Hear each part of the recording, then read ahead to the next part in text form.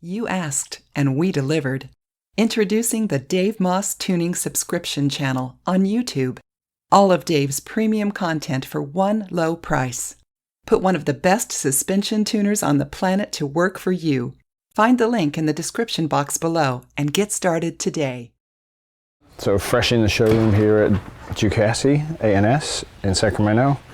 The Ducati Scrambler.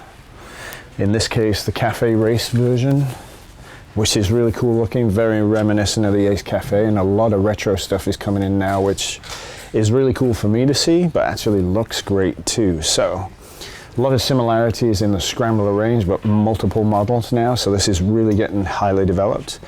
We've got forks, a lot of chrome tube. They're not adjustable in any way other than oil and spring inside. The handlebars are clamped under the triple, so we can move those handlebars forwards and backwards for sweep to get ourselves comfortable, which is really nice. Clutch and brakes are adjustable up and down. Brake is adjustable, clutch is not. Mirrors are on the bar ends, which again is very reminiscent of the old Ace Cafe type. So you may like these, you may not, especially depending on the size of your hands. They may interfere, they may not, but that's easy to remove those, reposition them.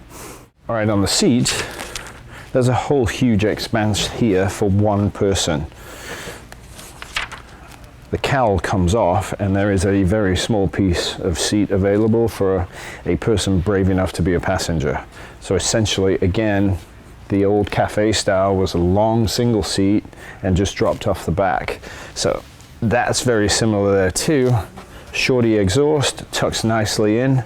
Wheels, no wire wheels, cast aluminum or aluminum wheels, which is very reminiscent of way back in the 70s from Yamaha RD400s, all those. The pattern is really similar, so there's a great throwback there. The rear shock is adjustable for preload only, and on the shock itself, the staircase steps are quite big, so you can add or remove a lot of preload in one go, which is really nice. And it is a progressive spring that's hidden behind the phone number plate. So the Cafe Racer model, great visual throwback. Sure, it's going to be an amazing bike to ride, and for me obviously, especially in regards to suspension, how well does it work? But with the Rosso compound tires with the soft edges, it's really geared up and has the right tires to be ridden aggressively. Now let's take a look at the Ducati Scrambler Desert Sled. So another morph version. Standard dirt bike bars on the top with the brace, and that brace is actually to control flex of the handlebars, because as you land and do this, it takes that bounce out of the bars. That's what that's for. Mounted quite high up, and obviously if you're going off-road, a lot of the time you're going to be stood up. So interesting also that the front end has, and should have, very, very long forks, and that the front end visually stands really tall. When you're off-road all the time and on the gas, you want the front end working up in the air to kiss all the bumps and not get stuck in a rut. So the geometry here is very reflective of being off-road. Dual sport tires, nice and chunky to give you plenty of grip, because this will go off-road, so all these chunks will give you great traction in dirt. Good protection over the front here for the fork to stop rocks hitting and chipping, and then obviously your typical but short off-road front fender, even with a duckbill on it to minimize the amount of dirt getting flung up onto the rider. So that's really nice. The exhaust tucks up under a bash plate, so that protects the bottom of the bike and the oil filter, which is right here. So that's a great piece of additional equipment that's required if you're going off-road. So that's great. Rubber on top of an aggressive grip. So there's a possibility that this rubber could be removed. Yeah, it's loose, and you can just go to straight dirt grips, and very aggressive teeth on the brake lever, because you use the rear brake a lot when you go off the road. The mufflers are interesting. I don't know, machine gun type things.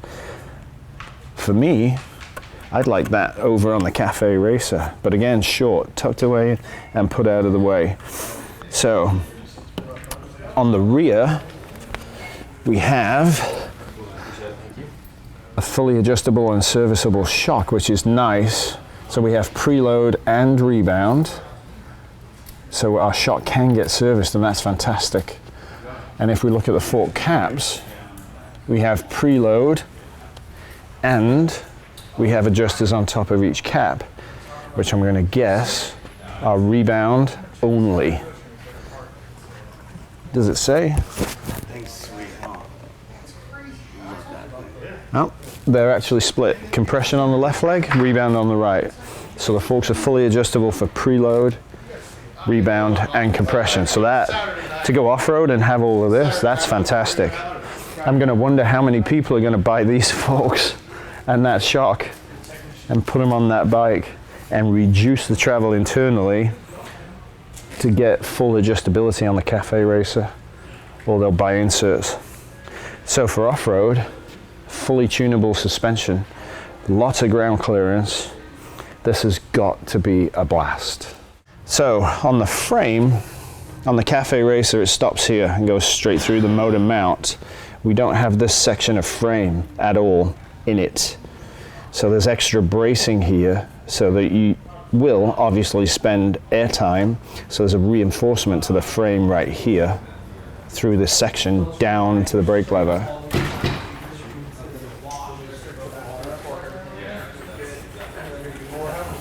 Yeah, go keep going.